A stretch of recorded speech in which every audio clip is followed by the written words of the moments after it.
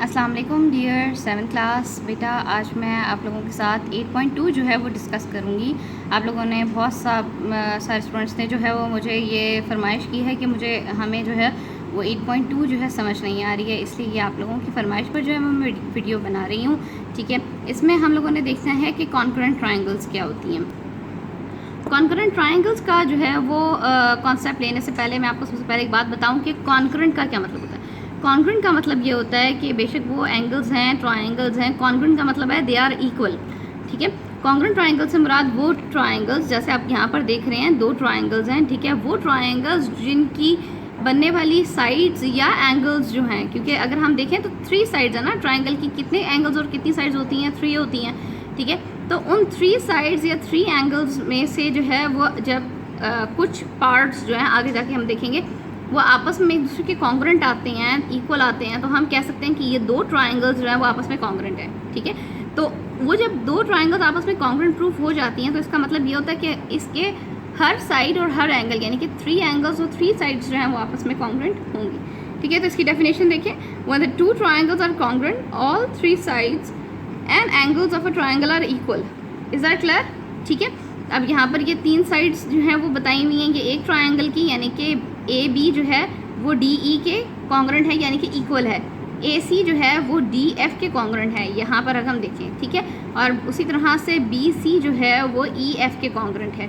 तो आपके पास यहाँ पर ये सारे पॉइंट्स जो है वो उन्होंने दिए हैं और बनने वाले हैं तमाम एंगल्स। ठीक है, अब आपके पास जो है वो नेक्स्ट कॉन्सेप्ट आता है एस एस एस। इसका मतलब है कि ये ट्रायंगल्स को जो हमने अभी कॉन्ग्रुएंट प्रूफ किया था, हम इसके अकॉर्डिंग मैंने आपको कहा था कुछ जो है वो रूल्स हैं। ठीक है, यानी कि वो रूल्स क्या हैं कि हमारे पास जब कोई भी दो ट्रायंगल्स की तीनों sides, S S S stands for S for side, S for side and S for side, यानी कि तीनों साइड्स जब एक ट्रायंगल की दूसरे ट्रायंगल के साथ आपस में इक्वल आएंगी तो हम कह सकते हैं कि यहाँ पर हमने जो वो थ्योरम लगाया या यहाँ पर जो हमने मेन वो चीज़ प्रूफ की है, रूल लगाया है, वो है S S S.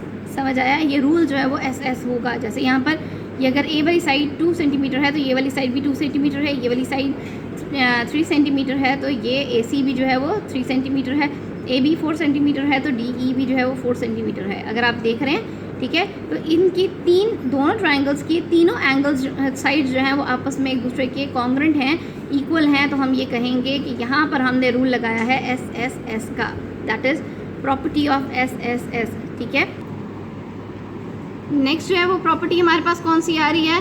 That is S A S. इसका मतलब है angle side, angle side, S for side, A for angle and S for side, angle side angle, यानी कि ट्रायंगल के दो साइड्स, ट्रायंगल की दो साइड्स, क्योंकि 2 एस है ना, यानी कि ट्रायंगल की 2 साइड्स और एक एंगल जो है वो दूसरी ट्रायंगल की 2 साइड और एक एंगल के साथ जो है वो इक्वल है, अगर आप यहाँ देख रहे हैं तो। ठीक है, 4.5 पी क्यू है और क्यू आर है और वाई जेड जो है वो 4.5 है, पी क्यू जो है 4.8 है और एक्स वाई जो है वो भी 4.8 है।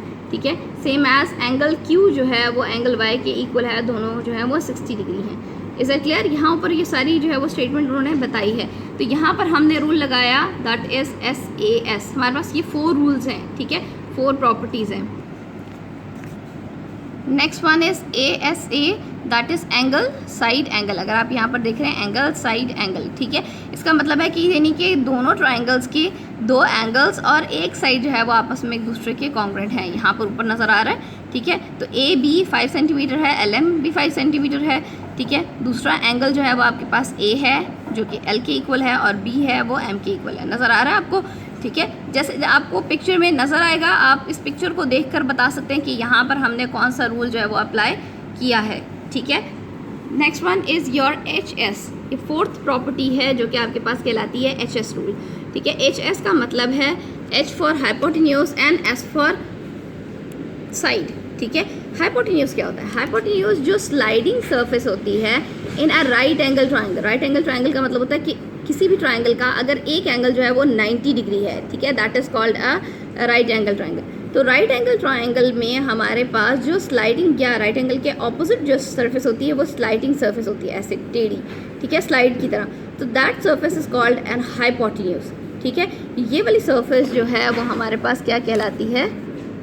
हाइपोटेन्यूज, ठीक है।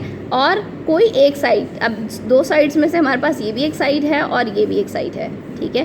तो इन दोनों साइड्स में से कोई एक साइड और एक जो है वो स्लाइडिंग सरफेस यानी हाइपोटेन्यूज जो है वो हमारे पास मौजूद होगा, और वो अगर इक्वल है that is called a hypotenuse and side theorem या रूल, ठीक है। यहाँ आप देख सकते हैं H stands for hypotenuse and SS for side in the right angle triangle. ये कंपलसरी है कि ट्राइंगल जो है वो आपके पास क्या होगी, राइट एंगल होगी, ठीक है। ये कुछ रूल्स थे जो आपको बताना ज़रूरी था, क्योंकि हम एक्सरसाइज स्टार्ट करेंगे। सबसे पहले एक्सरसाइज में जो क्वेश्चन है वो भी हमारा इसी से रिलेटेड है। ओके बेटा, अब आप लोगों की एक्सरसाइज जो है वो 8.2 स्टार्ट हो रही है, ठीक है। अब इसमें अगर हम एक्सरसाइज में देखें तो यहाँ पर जो है मैंने आपको बताया था कि ये सारे जो हैं वो अभी हमने जो प्रॉपर्टीज़ देखी थी चारों की चारों वो प्रॉपर्टी जो है वो हमें बता रही है कि यहाँ पर कौन सी प्रॉपर्टी अप्लाई हो रही है, ठीक है। अब जैसे यहाँ पर देखें कि ये साइड, ठीक है, और ये हाइपोटेन्यूज और एक एंगल जो कि राइट एंगल है, ठीक है। बताया था ना कि राइट एंगल का होना कंपलसरी है, तो इसका मतलब है कि आपके पास जो पहला है वहाँ पर रूल जो है वो अप्लाई कौन सा होगा, राइट। यहाँ पर जो है वो हम HS लगाएंगे, ठीक है। अभी आपको बताया था कि HS हाइपोटेन्यूज एंड साइड, ठीक है। नेक्स्ट वन देखें कि हमारे पास तीनों साइड्स जो हैं वो गिवन है, ठीक है। तो तीनों साइड्स दूसरा ट्राइंगल की तीनों साइड्स के इक्वल हैं, तो इसलिए हम यहाँ पर साइड एंगल साइड लगाएंगे। अच्छा, आपको एक चीज़ बतानी थी बेटा कि यहाँ पर ये जो सिंबल है that is called a congruent symbol, ठीक है, कि ये कॉन्ग्रुएंट का जो है वो सिंबल होगा। ओके, नेक्स्ट वन हमारे पास three side 4 side and that one is an angle, ठीक है। सो मतलब साइड एंगल साइड, ठीक। नेक्स्ट वन दो एंगल्स हैं हमारे पास दूसरी ट्राइंगल के साथ, दो एंगल्स और एक साइड जो है वो कॉन्ग्रुएंट प्रूफ हो रही है, तो यहाँ पर हम लगाएंगे एंगल साइड एंगल का, ठीक है। अब यहाँ पर आपके पास क्या है नेक्स्ट क्वेश्चन में, नेक्स्ट पार्ट में बेसिकली, तो यहाँ पर भी अगर हम देखें तो दो एंगल्स हैं और एक साइड जो है, तो इसका मतलब है कि एंगल साइड एंगल का हमने जो है वो रूल लगाया। यहाँ पर अगर हम देखें तो तीन एंगल्स भी जो है वो आपस में तीन एंगल्स के कॉन्ग्रुएंट हैं, तो इसलिए हम एंगल एंगल एंगल भी लगा सकते हैं। ये भी एक आपके पास रूल मौजूद है। और दूसरा जो है वो क्या है, एंगल साइड एंगल का, क्योंकि दो एंगल्स और एक साइड अगर हम ले लें, ठीक है, दो एंगल्स और एक साइड अगर हम लें तो एंगल साइड एंगल का जो है वो भी रूल यहाँ पर अप्लाई हो सकता है। Next one is your again 90 degree, ठीक है, right angle triangle and to hypotenuse and a side is congruent to hypotenuse and side, तो दैट्स वाई हम यहाँ पर लगाएंगे हाइपोटेन्यूज और साइड रूल। ओके, ठीक है। Next one, your next question is very interesting. इस क्वेश्चन में हमें ये बताना है कि कौन सी ट्राइंगल जो है वो दूसरी कौन सी ट्राइंगल के साथ जो है वो कॉन्ग्रुएंट आती है, ठीक है, वो आपने बताना है। अब मैं आपको बताऊं कि यहाँ पर जो है जैसे थ्री दो साइड्स आपके पास 3 और नेक्स्ट वन इज़ 4, ठीक है। तो ये वाली ट्राइंगल जो है वो किसके कॉन्ग्रुएंट जो है आ रही है, अगर आप देखें तो 3 एंड 4 यही है, तीनों साइड्स जो है वो कॉन्ग्रुएंट है। तो इसका मतलब है हम यहाँ पर लिखेंगे triangle ABC is equals to और congruent to the triangle of ST and U। Okay, ठीक है। नेक्स्ट वन मैं अभी आपको एंड पे ये सारी इकट्ठी यहीं पर सॉल्व करके आपको दिखाऊंगी। अभी आपसे देखें कि कौन सी कॉन्ग्रुएंट है, ठीक है। ट्राइंगल DEF, ठीक है, जो कि 4, 5 और 3 है, ठीक है। आप यहाँ पर चेक करें कि कौन सी 4, 5 और 3 साइड्स के साथ आ रही है। ये वाली आ रही है 4, 5 एंड 3, तीनों साइड्स इसके कॉन्ग्रुएंट हैं। इसका मतलब है triangle DEF is congruent to the triangle MNO।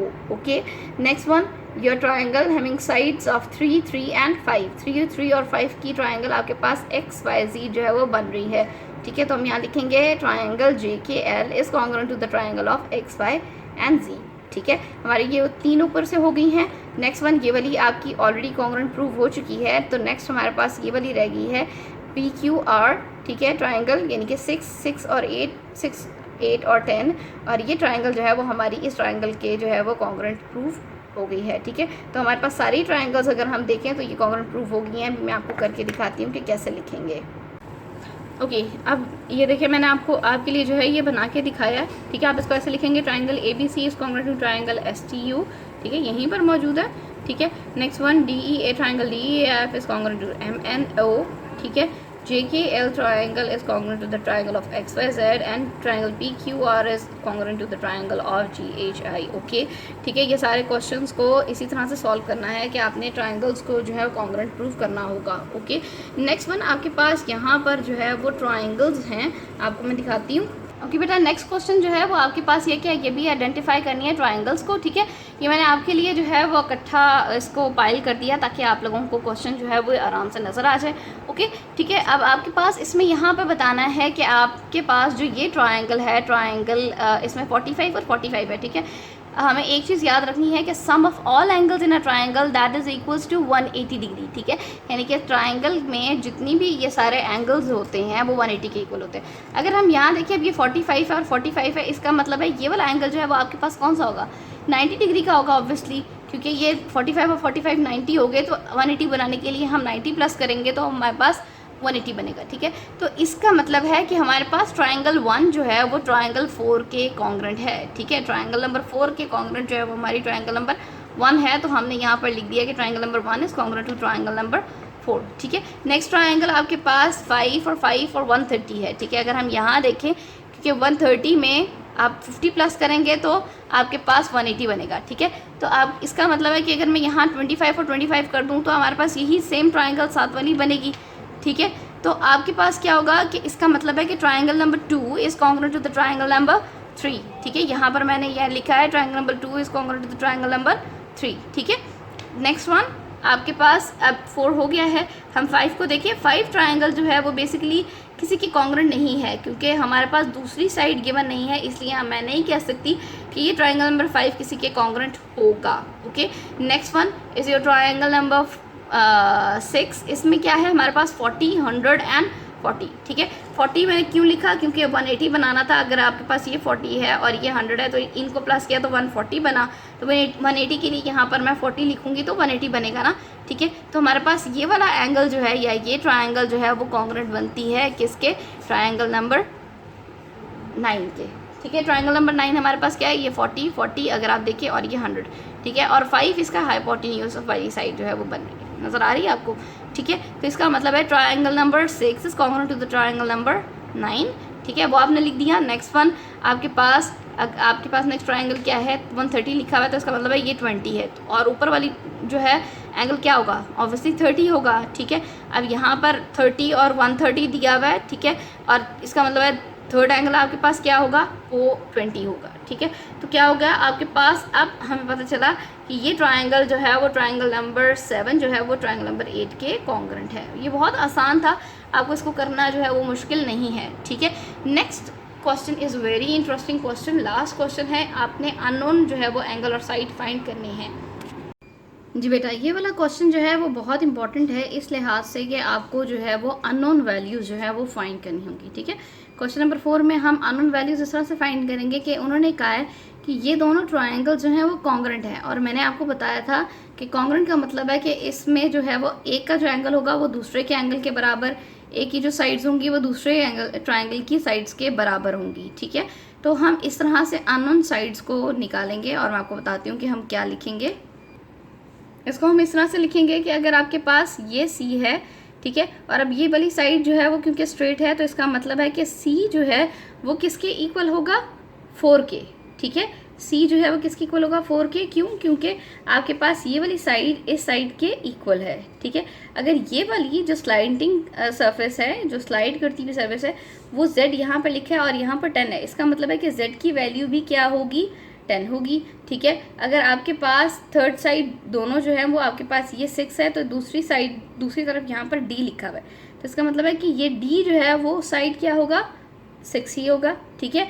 आपके पास ये वाला जो है वो क्या है, 90 डिग्री है, क्योंकि ये आपके पास स्क्वायर बनाओ तो ये 90 डिग्री होता है, ये 90 डिग्री है, तो आपके पास X साइड क्या होगी, ऑब्वियसली ये भी आपके पास 90 डिग्री होगी, ठीक है। अगर ये एंगल 40 है तो ये Y भी जो है वो 40 होगा, और B जो है वो आपके पास किसके इक्वल होगा, ये अब आप खुद बताएंगे, क्योंकि यहाँ पर 90 है और यहाँ पर 40 है। Sum of all angles in a triangle that is equals to 180 degree, तो 90 प्लस 40 को अगर हम देखें तो क्या बनेगा हमारे पास, एग्जैक्टली 130। तो इसका मतलब है कि जो एंगल B आपके पास है, तो 180 में से 130 को माइनस करेंगे, दैट विल बिकम 50, ओके। तो हमारे पास जो B एंगल है वो क्या होगा आपके पास, वो होगा 50, ठीक है। अगर ये आपके पास 50 एंगल होगा तो ऑब्वियसली दूसरी ट्राइंगल में ये वाला A एंगल भी जो है वो आपके पास क्या होगा, 50 होगा। Is that clear. ठीक है, अब मैं आपको इसको लिख के बताती हूँ कि इस क्वेश्चन को हम लिखेंगे कैसे। अब आप यहाँ पे देखिए, जो मैंने आपको बताया था कि मैंने इस क्वेश्चन को किया कैसे है कि आपके पास ये ट्रायंगल्स जो हैं वो दिए हैं। मैंने आपको बताया था अभी के जो साइड सी है वो दूसरी वाली ट्रायंगल DEC के जो है वो साइड 4 के बराबर है। ठीक है, तो यहाँ पर मैंने इन साइड्स को लिखा है कि C 4K है, Z जो है वो 10 है, क्योंकि एक ट्रायंगल को दूसरी ट्रायंगल के साथ हमने इक्वल जो है वो रखना है। Is that clear? ठीक है, आप एक ट्रायंगल को दूसरी ट्रायंगल के साथ इक्वल किस तरह से रखेंगे, इस तरह से ये साइड्स दिखाकर। ठीक है, अब इसके बाद हम क्या करेंगे कि हमारे पास जो एंगल्स हैं वो मैंने आपको भी बताए थे, तो यहाँ पर मैंने एंगल्स को किया है। ये ध्यान से आपने देखना है कि एंगल B जो है वो 90 डिग्री है। ठीक है, और अगर एंगल B जो है वो एक तरफ 90 डिग्री है तो दूसरी ट्रायंगल में वो x के इक्वल है। ठीक है, तो वहाँ हम क्या लिखेंगे, that is also equals to 90 degree. Angle BCA इसलिए रखा था क्योंकि C जो है उस पॉइंट पे एंगल बन रहा था, दैट इज़ 40। ठीक है, नेक्स्ट आपके पास इस तरह से हम लिखेंगे कि आपके पास angle A plus B plus angle C, तीनों एंगल्स को हम प्लस करेंगे, that will equals to 180 degree. ठीक है, और फिर वहाँ से हमने बताया कि एंगल A जो है वो 50 डिग्री आएगा। ठीक है, और अगर एंगल A जो है वो 50 है तो जो आपके पास ट्रायंगल में जो दिया था small a, that is also 50 degree. यहाँ देखें कि एंगल जो B है, जो एंगल A है उसको हमने B के इक्वल रखा और B और दूसरी ट्रायंगल में A है। ठीक है, तो आप इस तरह से ये अननोन साइड्स जो है वो अपनी कॉपी में इस तरह से करेंगे कि आपने साइड्स और एंगल्स दोनों को लिखना है कि किस तरह से आपस में एक दूसरे के इक्वल होंगे। ओके, नेक्स्ट क्वेश्चन की जो है पिक्चर मैं आप लोगों के साथ शेयर कर दूंगी, वो भी आप इसी तरह से देखेंगे कि आपके पास